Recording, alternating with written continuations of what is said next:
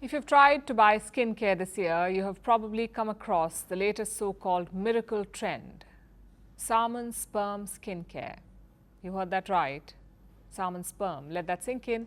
Jarring name to say the least. But before you run for the hills, know that it promises eternal youth. And it is everywhere, from clinics to beauty products. It originated in South Korea a few years ago, but today it has a multi-million-dollar global market, a celebrity fan following, and even PETA making memes about it. So what is Salmon Sperm skincare? No, your face is not slathered with salmon goo. Instead, their DNA is used. Small, purified fragments of DNA derived from salmon sperm. But why? Because the DNA of this fish is very similar to human DNA. It is surprisingly compatible. It does not trigger allergies, and research shows that it is a skin booster. It can increase hydration and oxygen supply. It can reduce inflammation, sun damage, fine lines, and acne. And how is it used? In the most potent form. It is injected directly into the skin, anywhere from 500 to 700 microneedles poking your face. This usually costs between $500 to $1,000. Not everyone can afford that, of course, so enter mainstream beauty aisles, face serums, masks, and so much more, promising the same magic. But does it really live up to the hype? Does it really repair and renew your skin? Experts say it depends. Some studies show significant benefits, others report limited or no benefits, so the jury is still out. And what about regulation? Well, that depends too. Some countries allow direct injection of the salmon-derived substance, like South Korea and Singapore. The US has approved it only for topical use. Meanwhile, the facials are available in India, but only in select clinics. After all, this is a relatively new trend. But if there's one thing most doctors agree on, it is this: there is no evidence of serious side effects, no large-scale adverse reactions, at least not so far. That said, there are still some caveats. For instance, if the injectables are not sterilized properly, there is risk of infection and side effects. Think of it like sushi.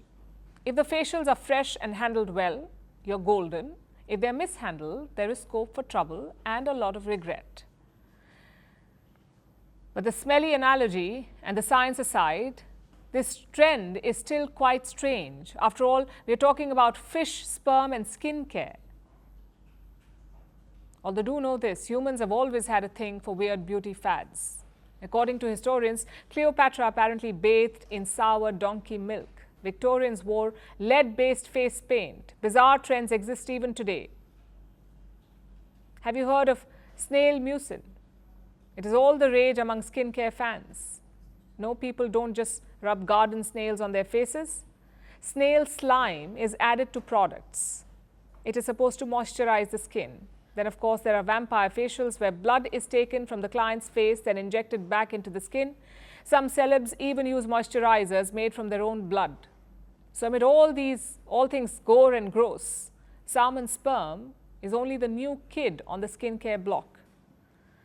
But if you are thinking of jumping on this trend, do remember this: the research is still in its nascent stage. Talk to your dermatologist.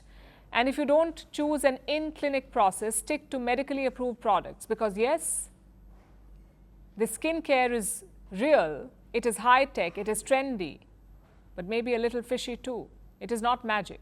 It is science in progress. And science takes time, evidence, and regulation. Until then, treat these facials like you would a new relationship. Be curious, but be cautious. And don't let the hype make decisions for you.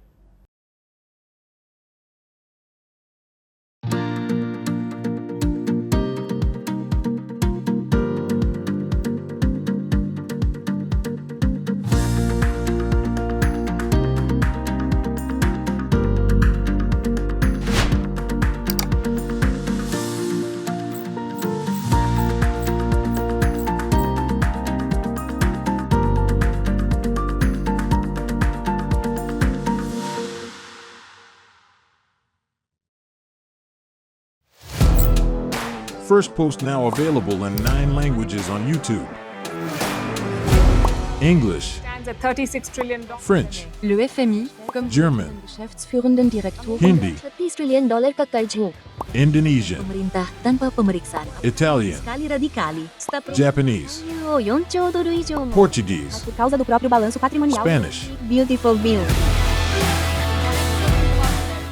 Go to Settings, click on Audio Track and select a language of your choice.